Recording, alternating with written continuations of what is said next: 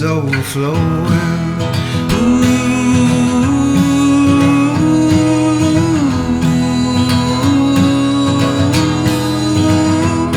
I don't know why the melodies of life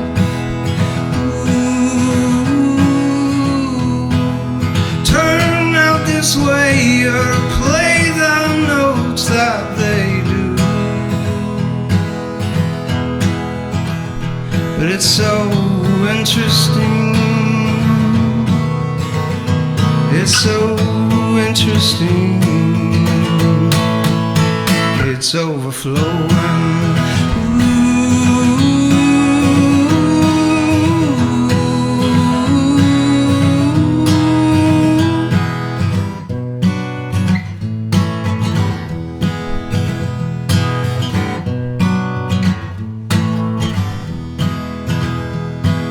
Days become weeks and weeks become years. I told them not to hold them too tight. Everyone is walking around, they don't know that this might be the last time that we'll ever come around here again.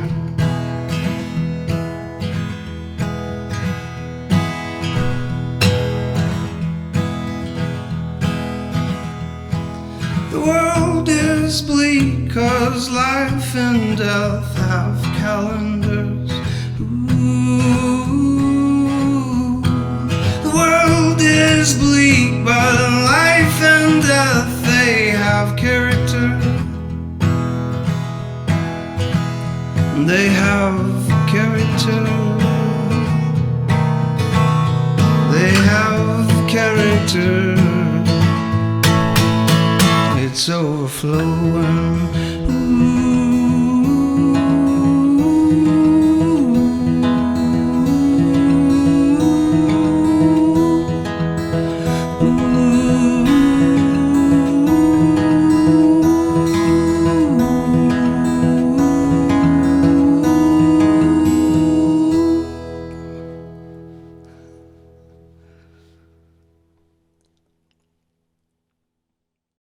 So, Bill, oh my God. Hello. Hi, how are you? It's so good to see you, man. Yes, it really you too. is. You just performed. I can't even really put it to words. Like, your performance was just beautiful and astounding and poetic and heartfelt. I believe you said the song was called Bleak. Is that correct? And yes. it's from a newer project of yours. You want to tell us a little bit about that? Yeah, so Brave Little Howl, there's 6 of us, and we all have various ideas and not everybody's on board with all the ideas. And as a songwriter, Really? you're like, are y'all crazy? This song, sometimes I'll send the band demos of something. Mm-hmm.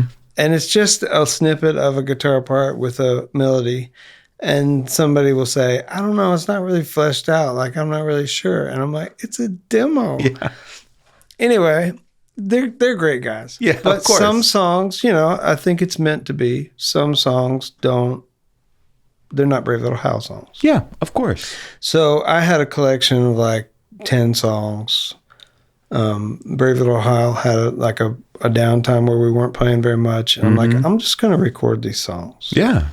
So Bleak was one of the ones that my youngest daughter, Lydia, she's a very artistic person, like crazy artistic. And she had drawn this picture of like a bird. It was a black and white picture of this bird. And on the top it said, life is bleak. Or no, the world is bleak, but life and death bring character. And I said, Lydia, where'd you get, what's that line from? Because she likes anime a lot and stuff. And I thought, she's like, from my brain. Yeah. And I was like, what, really? I even Googled it because I said, I'm going to steal that line for a song.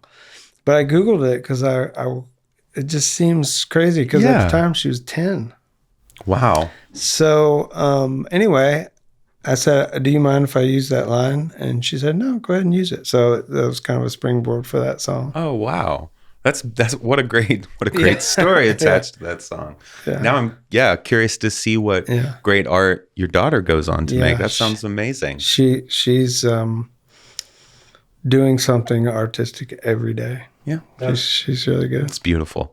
Well, just a few moments ago before the camera started rolling, we were visiting a little bit and you were telling me a little bit about how you came to North Texas and the North Texas music community. I think it'd be really fun for our audience to share that story if you wouldn't mind. Yeah. So probably my parents moved to Texas from Ohio. We lived in the Houston area until I was about 12 or 13, and my mom got transferred to a nuclear plant. She worked for Houston Lighting and Power, and HLMP they call it. They were building the nuclear plant, so it was in a place called Bay City, Texas. Okay. So we moved to Bay City, which I hated. We had lived in Katy before, which I loved, but we moved to Bay City. I hated it, and in Bay City, I was acting a fool like nonstop. I was arrested several times for shenanigans. Not a good thing. Graduated high school, moved to Houston, got an apartment with some friends. Not a good thing at all. Just like, so anyway, right about the same time, a girlfriend that I had lived with for like 2 years broke up with me. You know, you got no prospects. I'm out. So I called my mom and I asked her if I could move home, which I had been out of the house for like 3 years at this point. And they were probably glad I was out of the house. And they reluctantly said, okay, yeah, you can do it. So I moved home. And then I had heard that my friend Brad Wofford, who was in a different band that we used to play in called the Southern Sea, SEA, the Southern Sea. Yeah. Brad had moved to Commerce, Texas to, he's a graphic designer. They have a good graphic design school. And I called him on the phone and I was like, man, my life is terrible. I need to get out of this situation. You know, he's like, man, you need to move up here. So I went up there for a short weekend just to check it out. I'm like, yeah, I am going to move up there. So I moved up there. They were in a band, you know, they would practice at our apartment all the time. Yeah. And I think I had just bought a guitar at that time. I could hardly play any chords, you know, just making noise. Yeah, right. I remember those days. And then within like 6 months, I met my wife. That's, you know, and yeah, I've been up here ever since that time. So that's amazing. I'm really thankful for my friend Brad. That really helped me at that time. It changed my whole life. Yeah, I mean, that's what good friends are for right there. Those key moments that we share.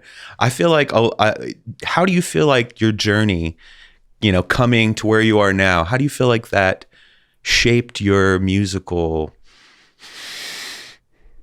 I don't want to say the word journey, but how do you feel like it shaped you as an artist getting to this point?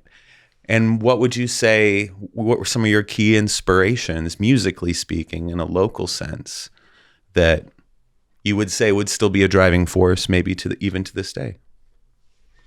I mean, at the time it was like 95, 96, 97. I think I moved to Commerce in 98.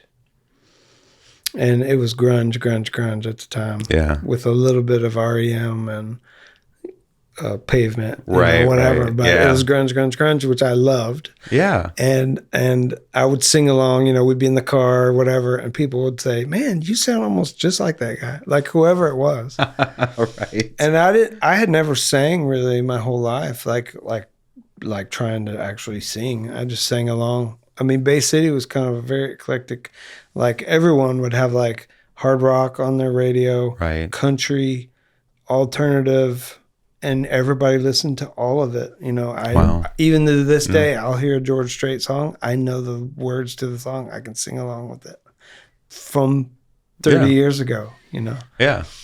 And so then when I moved to Commerce, Brad had, he liked grunge, but he liked more indie than that too. Right. And so he started showing me some various bands. And so then I would I think I have like a strong voice, kind of like some of those grunge singers, but without, I mean, not exactly, but there's some delicacies. But then with some of the indie sensibilities too. And I don't think I really tried to come up with a specific thing. Right. It's just what came out. Okay. That's I awesome. don't know. And then so Brad in the set, or not Brad, sorry, Mark, the lead guitar guy, and who writes more than half of our songs. Pavement is his favorite band in the whole world. He loves Pavement and things like that, Right. Granddaddy and Oh, all that kind of stuff, which I yeah. love too. Yeah. But I didn't know about it Right. until later, and then I'm like, oh, this is amazing. I love this stuff. And Midlake, which I had never heard of before, we actually played with them at the Door. Wow. Like this is probably like 99, maybe 2000. Okay. That sounds about right. Yeah. And I had met Mackenzie at the time. I played the drums in the Southern Sea. I didn't play guitar. I sang backups. And Mackenzie and I swapped demos, which I still have that demo. It's the Grand Milkmaid Army demo. Yep. And I loved it so much. Such a good EP. One of their best. It really is. So, it's just kind of a smorgasbord of all that. Yeah. And then, with Josh, he's got like a classically trained pianist, vocalist background. Right. He kind of smooths out the rough edges of indie rock and makes it sound more educated. I like that. Because to me, I sort of like counter melodies and things that, even though the part has been in harmony for a moment, they're on unison, and then they go back to harmony, and it doesn't bother me. Yeah. But Josh will be like, "We're unison right there. We need to go back and fix that." I'm like, "But it sounds cool. Like, who cares?" Yeah, if it but sounds he good. cares. I understand. Because if in his mind, which he's right. Yeah. People who have the knowledge he has, they'll listen to it and go, that they got off harmony right there. Yeah. That was unison. Yeah. Going back to our Brian Wilson mentality discussion earlier. Yeah. Well, so that's wonderful. That's wonderful. Let's talk about Brave Little Howl. Like, there's a lot of people, like we've talked about Dioro, and I really believe you have one of the more original voices, and there's a lot of really unique original voices and artistry here in the North Texas music community. But you, I should say, have become quickly one of my favorites. Vocally speaking, lyrically speaking, it just really comes from a really beautiful place. So thank you for that. It's inspired me many times. It's really inspiring to have you in the studio today. Yeah, it's great to be here. Let's talk about Brave Little Howl a little bit. Like, what's on the horizon for you guys? So, good question. Brave Little Howl's getting. I'm the oldest. I just turned 50. What? You don't look a day over 28. Yeah, a day over 61. But the other guys are. I think the older of the other guys are 3 or 4 years younger than me, and then we've got a few guys who are in their mid 30s. But life happens. The more you live, you've got more responsibilities, job-wise, family-wise, kids, whatever it is. Yeah. And so, I mean, we've really been, for probably like 8 years, we practiced every Tuesday. Wow. Even if we played 2 or 3 shows that weekend, we would still practice Tuesday. We don't really do that very much anymore, but I think we needed that time. Yeah. We really locked in. Absolutely. We don't need that much practice now to be able to pull off what we do. So Corey retired. I don't know if you saw that. I did. He had told me that as well. But I understand, Yeah. So we're kind of trying to figure it out. Mark had the idea. He's like, well, Bill, what if you do like what's the guy's name? From the Eagles. What's his name? Who plays the drums? Henley. Yeah, Don Henley. Don Henley. Yes. He's like, what if you do a Don Henley, or what, just go back to the drums. We'll simplify a little. Yeah. Go back to the drums. Our bass player, I don't know if you know him, Cole Rasner is his name. He's kind of a Texas country singer-songwriter guy. And he's really a guitar player. Yeah. And he's a great guitar player than me. And so we're like, what if we move Cole and he can play your rhythm parts and play off of Mark? You move to drums and sing, and we'll just try it and see what happens. Oh, that'd be fun. So in the meantime, we had 2 shows that were already booked. And I was like, guys, there's no way we're going to pull this off that quickly. Right. So we had a friend named Aaron Haas. He came in and played Dan's the other day. Yeah. Another show we had. He's a great drummer. And really, if he was up for it, we would just do that. Yeah. But he's probably 45 too, and he was cool to play like, once a month, every once in a while. But like, we really need to do a bunch of writing right now. Yeah. And he doesn't have the time for it. I understand. I definitely do. So we'll see what happens, but possibly you'll see me on drums sometime in the future. Well, I'll be damned. That sounds amazing. Like that really does. And it's funny you mentioned that because it's a question. I had a conversation with a dear friend recently about how no one really talks about in music. We still age. It's like, we have like this opinion that artists exist within the song itself. And so it's almost like this time capsule that exists within our psyche when we love a song and we love a band. But we never think about the fact the band is still chock full of human beings getting older, the backs hurt, life happens, all the responsibilities are considered. But the hustle that exists within us as artists while we're aging, while we're making this happen, whether it's a room full of people or we're playing for our favorite local musicians in the world, whatever it may be. I feel like that is something to be discussed and spoken of, like, because there really is something within working musicians that I feel like is not really seen or considered in the public eye. And a lot of that goes to performers in general. We see actors as the character on our favorite show or movie. We don't see the craft and the excellence and the artistry that goes into it. So what are your thoughts on that? Going back to what you were saying about how as we age, do you feel like you have a new mentality as a musician whose journey continues to unravel and unfold? Like, I would say artistically speaking, do you feel like your voice has grown? Do you feel like you have built a certain voice within your songs, or does that voice kind of shift from song to song? The reason this drum thing came up actually is because we had kind of grinded for a few years. I mean, not like a whole lot, but like 50 shows, 50 shows a year. And it was getting harder and harder for anyone to go out of town. 2 of us, 3 of us could go, but I mean, we can do it with 4 or 5, but really for Brave Little Howl, we need all 6. There's just a lot going on. Yeah. And so it had been probably, I think the last time we had played a show or practice was like October. And there'd been like a couple, hey guys, you want to do some writing? Like one person would say, sure. Right. And then 4 like crickets. And so Mark and I, because he and I founded the band in like 2016. Yeah. Something like that. Yeah. And I was like, I mean, what are we going to do? Do you want to keep playing? Do you want to keep writing? Right. And we both were eager to keep writing and keep playing. So then I reached out to the Brave Little Howl guys and like, okay, we've had a period of time. Here's like a line.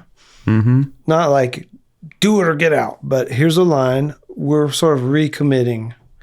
If you don't want to do it anymore, understand. Totally cool. Bands that I love change out members all the time. Absolutely. And I'm not happy about it usually, but it happens, right? It does, yeah. And so then there was some talk back and forth, and I could tell that Corey was really reluctant to say, no, I can't do it. Right. So I called him and we talked, and for a number of reasons, he just needed to take a step back. I understand that, yeah. So that whole conversation was like, okay, we're older. We're not making money in music. It's not going to happen. It doesn't matter. All of us have other jobs. Let's just write the music we want, play the shows we want. For probably 3 or 4 years, I booked some solo shows too. Good money, Yeah. I mean, I'd play a show at Rustic and, it's good money. But, I mean, there's 500 people there and they could care less that you're even playing. Yeah. Like, they're not watching whatsoever. And I'm like, why would I play this? It's only for the money. That's it. Yeah. If they were interested, it'd be amazing. It'd be beautiful, but they're not. Yeah. And it's not, well, maybe I'm being prideful. No, please. I don't think it's because I was terrible. I think it's just because music, for the most part in DFW, actually, it's background music. Yeah. And that's cool.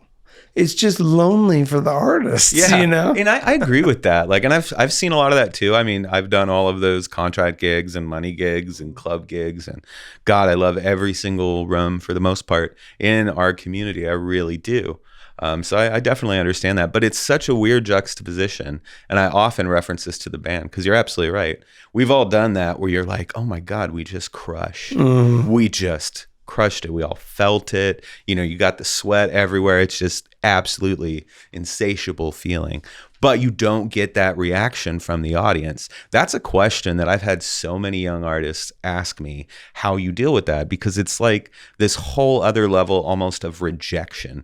And for a young artist, that's crazy, a very formidable moment. And I've always been like, you know, like the old time musician who's played thousands of shows at this point in my career, and I'm really grateful for all the opportunities, but I still really believe it is, you know, you put one shoe on the same way every single morning because this is just who you are. And we perform to do exactly that. And, you know, like I am old school in the sense, and, you know, my dear friend once told me, Eric Polito, he said, if one person, literally one person comes up to you after the show, you have hit a home run because you just made a fan. And that seems like belittling. I feel like sometimes it's kind of like the old guy touring guard move where you meet your favorite musician as a young musician. You're like, hey man, how do I get to where you are? And they're like, just keep playing, kid. It'll all work out. When in reality, no, there's a lot more to that side of the coin. But I do believe that as artists, whether young or old, we see rejection on a different side of the coin in those rustic moments. And we look at the arts totally differently than the new generation sees it, you know? And I think there's a lot of beauty to that. It could be in detriment to the scene at some point, because I truly believe, you know, like we were talking about the devaluation of music and streaming and how it can quickly just become a part of it. And we have forgotten, I almost feel like, and I don't want to get on my soapbox too much here because I'll talk about this for a long time, but we've forgotten about the beauty of the experience. Sure. You know, the beauty of hearing that record, that the needle on the record player kind of pop and the amplifier turn on. We've forgotten the experience of our ears ringing and our backs hurting from standing up for 3 hours the night before watching this amazing show. I feel like it's so important. And that's something that I care deeply about, that we really take that in consideration, especially for new artists and old alike, that we're offering some sort of value to them, even if they're just part of your evening. You know what I'm saying? Yeah, the LP that I brought to give to the podcast, that was recorded live in a small space that it was invite only 50 people. And inside there's instructions that say, now when you listen to this, it's intended to be listened to all at once. It's a double LP actually, but listen to the whole thing at once. Turn your phone off. Don't silence it. Turn it off. Get your favorite whatever. Yeah. And experience the music. Yes, you know? Absolutely. And I think that's one reason why records are actually coming back a little bit. Yeah. Because I guess I've put records on in the background, but usually I don't. It's like special. Like, hey, I'm putting this, you know, let's listen to it. Yeah.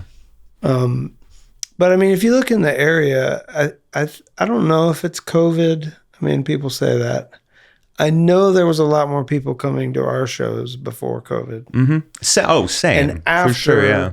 Way less. Yeah. And, you know, a bunch of venues are closing. And I think the people who are, let's just say demographics 30 to 50, they still go to shows. But the younger people, there's like, I don't know, it's kind of a hassle. You know, you got to park and whatever. Let's just stay home. We can stream the music. I mean, it's really good music. Let's just stream it. Yeah. You know? Yeah. And so they want something different. I mean, you can see in Fort Worth, maybe it's capitalism in that there were too many venues anyway.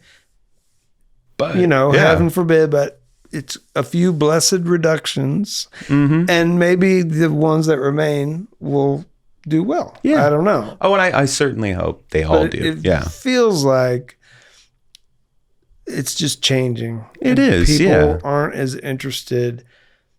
You know, like if there's a big band that comes to Dallas, right, it's packed. Yeah. But the small bands, people are like, I mean, I don't know. Am I going to like them? I'm not sure. And that was kind of my lifeblood as a young musician, like stomping around these parts. I wanted to see every band I didn't know. That's how I got to meet so many wonderful people.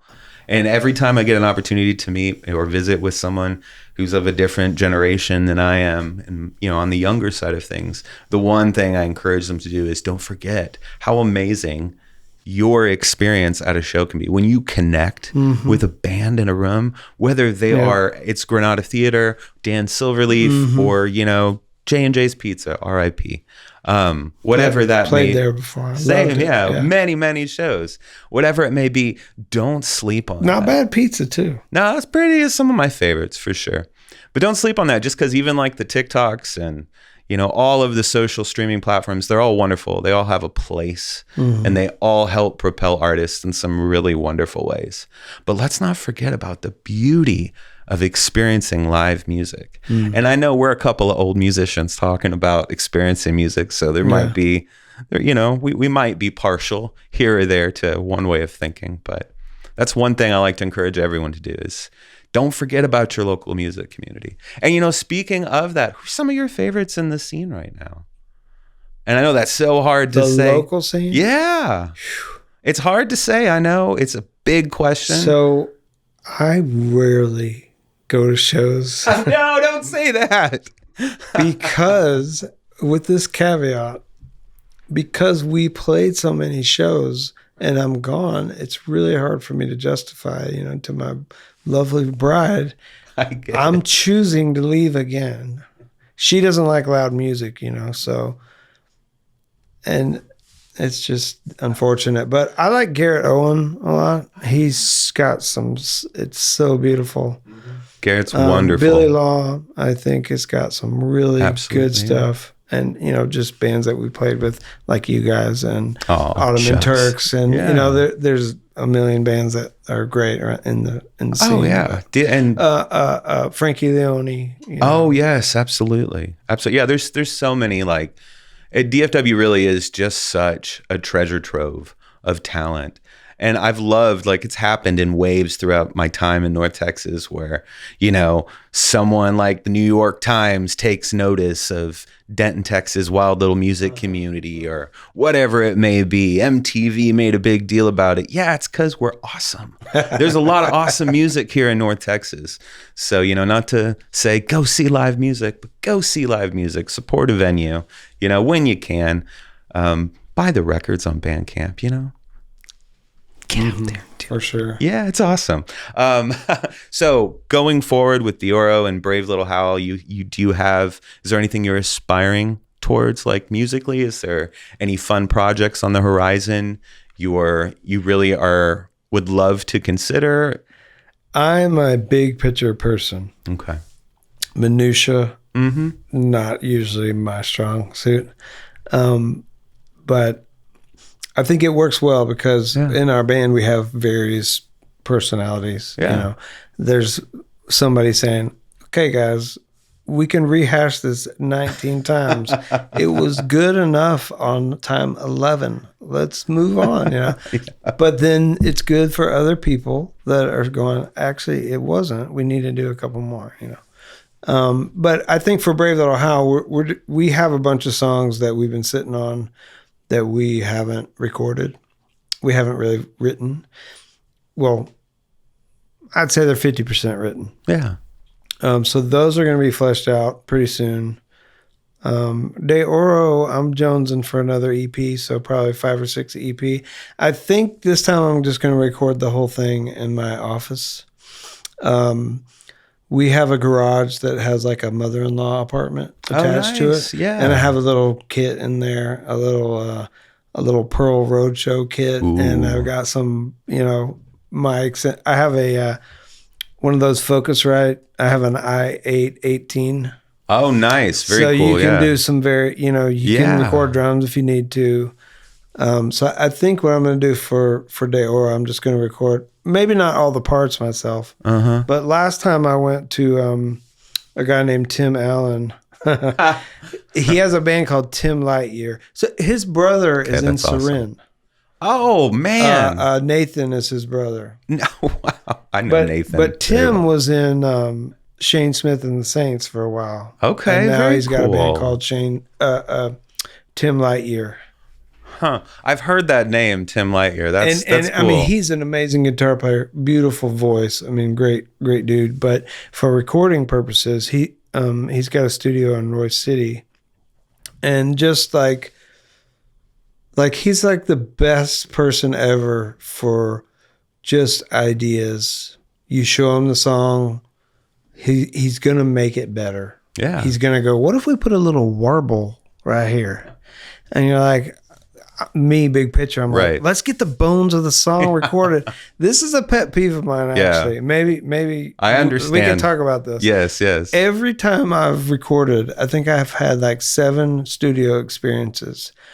Every single time, they want to do like drums on like 5 songs, and then bass on like 5 songs, and then whatever. And then there's like all this overdub, all this experimenting stuff. But the main parts of the song are not even recorded yet. And I'm like, now the main part doesn't actually fit anymore because of that extra part. I'm like, can we, for one time, just record one song, listen to it how we thought it was, and then go, what does it need now? Yeah. Is that too much? Okay, let's take that out. What does it need? Right. You just get so excited, and there's so much access to all these various things, and it's just add. I understand. Build the house before you choose a paint color, When I recorded with Tim, I told him, I don't want any more than 15 tracks on every one of these songs. No more. Wow. And that's what we did. Yeah. Because I'm like, we can go on and on and on. Oh, and on. sure, yeah. And is it better? Maybe, but maybe not. Some of my favorite songs are very simple. I completely understand. So it's so we're in writing and soon recording mode for both projects. Well, I just cannot wait to hear what you guys have coming, both De Oro and Brave Little Howl. My friend, thank you so much for being here with us. Where can everybody find your music? Streaming, yeah. Spotify. What is it? Apple Music. Napster.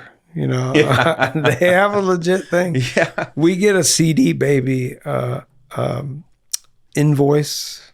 I think if we have more than $25, it sends us a payment, and it'll say the various places that Napster. It'll be like YouTube $5, whatever, and it'll be like Napster 92 cents.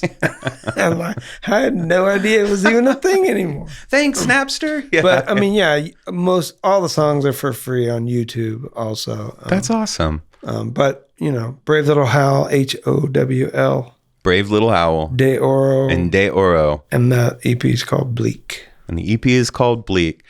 Thank you so much for being here with me. It was so fun visiting with you, catching up, my friend. Seriously. Yeah.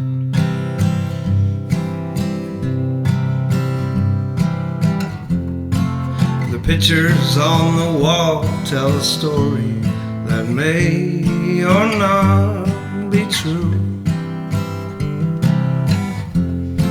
The carpets in this place have seen everything that's ever gone down. And even though we thought our hearts were suddenly immune, it doesn't mean they won't get scratched and blackened and bruised.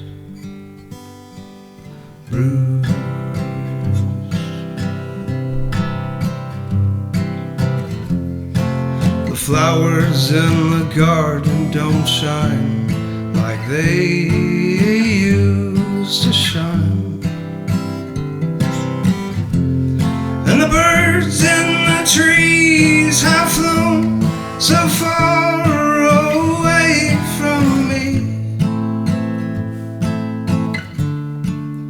even though we thought our hearts would never be moved, it doesn't mean they won't get pushed and shoved and bruised.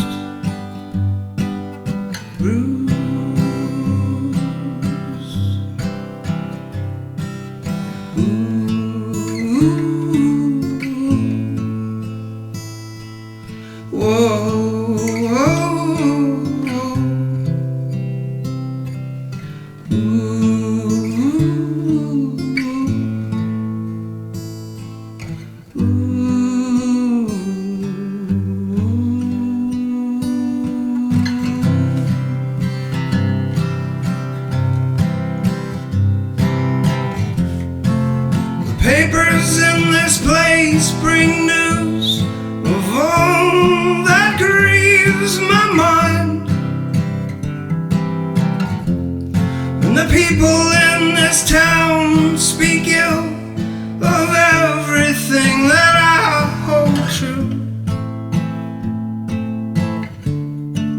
And even though we thought our hearts would never be moved, it doesn't mean they won't get pushed and shoved